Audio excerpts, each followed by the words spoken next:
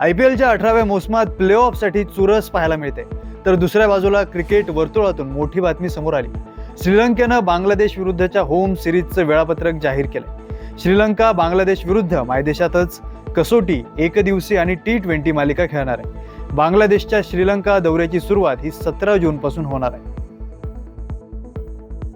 आज IPL 2025 मधील 55व्या सामन्यात मुंबई इंडियन्स गुजरात टायटन्स विरुद्ध भेटणार आहे. दोनही संघांचा हा या मोसमातील 11वा सामना असून दोनही संघ पुन्हा एकदा आमनेसामने असणार आहे. मुंबईसाठी हा सामना प्ले ऑफच्या हिशोबाने महत्त्वाचा आहे. त्यामुळे घरच्या मैदानावर गुजरातचा धुव्वा उडवत मागील पराभवाची परतफेड करण्याचा गुजरातचा प्रयत्न असणार आहे.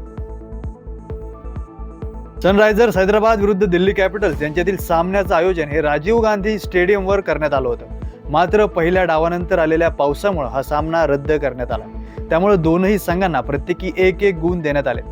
सनरायझर्स हैदराबादचं या मोसमातील आव्हान संपुष्टात आलंय. राजस्थान आणि चेन्नई नंतर या स्पर्धेतून बाहेर पडणारी हैदराबाद ही तिसरी टीम ठरली. बायर्न म्युनिकनं जर्मन फुटबॉल लीग बुंडेसलिगाचं विजेतेपद जिंकलंय. 1963 मध्ये बुंडेसलिगाच्या स्थापनेपासून संघाचं हे विक्रमी 33वं विजेतेपद आहे. बायर्न म्युनिक हा लीगमधील सर्वात यशस्वी संघ ठरलाय. मात्र सर्व संघांना अजूनही प्रत्येकी 2 सामने खेळायचे. त्याआधी बायर्न म्युनिकनं 32 सामने खेळून 76 गुणांसह पॉइंट टेबलमध्ये अव्वल स्थान मिळवत आधीच विजेतेपद जिंकलंय.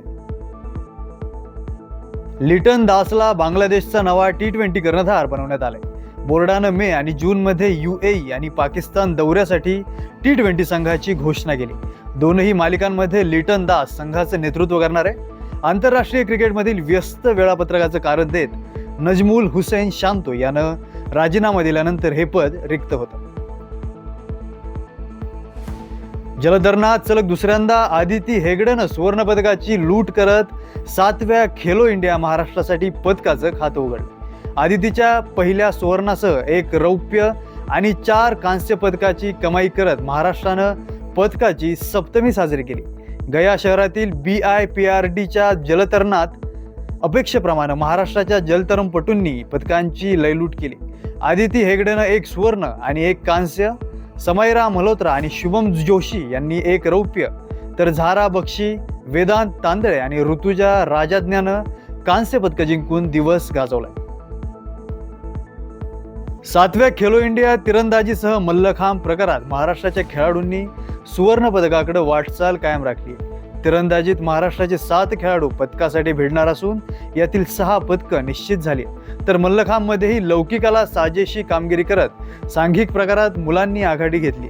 खो खो पंजाबचा 58-9 गुणांनी धुव्वा उडवून महाराष्ट्राच्या मुलींनी विजयी सलामी दिली. भारतीय क्रिकेट संघाचा वेगवान गोलंदाज मोहम्मद शमीला जीवे मारण्याची धमकी मिळाली. ही धमकी ईमेलद्वारे देण्यात आली होती. मात्र शमीचा मोठा भाऊ हसीबनं सांगितलंय की ही धमकी राजपूत सिंधर नावाच्या मेल ID वरून आली, ज्यामध्ये शमीला 1 कोटी रुपये न दिल्यास जीवे मारण्याची धमकी देण्यात आली होती. पण हसीबच्या तक्रारीवरून अमरोहा पोलिसांच्या सायबर सेलनं या प्रकरणात FIR नोंदवला.